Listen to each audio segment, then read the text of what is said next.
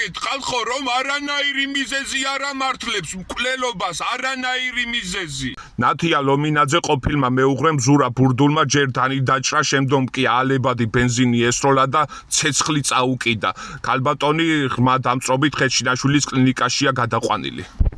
მინიმუმ შვილს მაინც ხო უნდა სცე პატივი რას იფიქრებს 8 წლის ბავშვი რას რომელიც მშობლის გარეშე გაიზრდება რომელიც მსგავს ტრამვას მიიღებს შვილზე მაინც ხო უნდა იფიქრო ამ დროს არა მეც ვყავდა ადამიანი რომელსაც ვერ შევეწყე ჯერ მშობელს ვკითხე როგორ მოვიქცე შემდგომ მამაოსთან მივედი ეკლესიაში მივედი აფექტურ მდგომარეობაში როდესაც ვიყავი მირჩიეს რომ დავშორებულიყავი მშვიდად და წყნარად მეც დავშორდი მშვიდად მიუხედავად იმისა რომ ჩემი მტერი იყო და ჩემი მტერია დღემდე მე მისთვის ვლოცულობ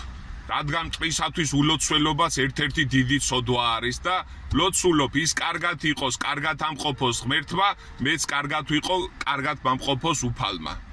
სხვა რა გითხრათ მკვლელობას და დანების ქნევას და ცეცხლის წაკიდებას რა თქმა უნდა კატეგორიულად არ მივესალმები რა თქმა უნდა კატეგორიულად გამოვრიცხავ ჯობია დაშორდე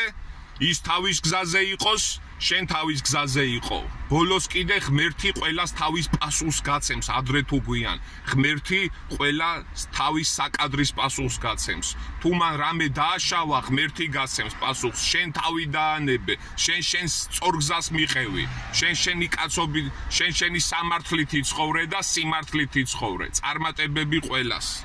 ალბატონი ახლა საავადმყოფოშია და მჯერა რომ მალე გამოჯანმრთელდება და მჯერა რომ ყველაფერი კარგად იქნება მშვიდობა ყველას მშვიდობა საქართველოს გთხოვთ ერთმანეთს გაუფრთხილდეთ და ტივიეცით თუ არ გსიამოვნებს კიდე გვერდით ყოფთან ერთად ცხოვრება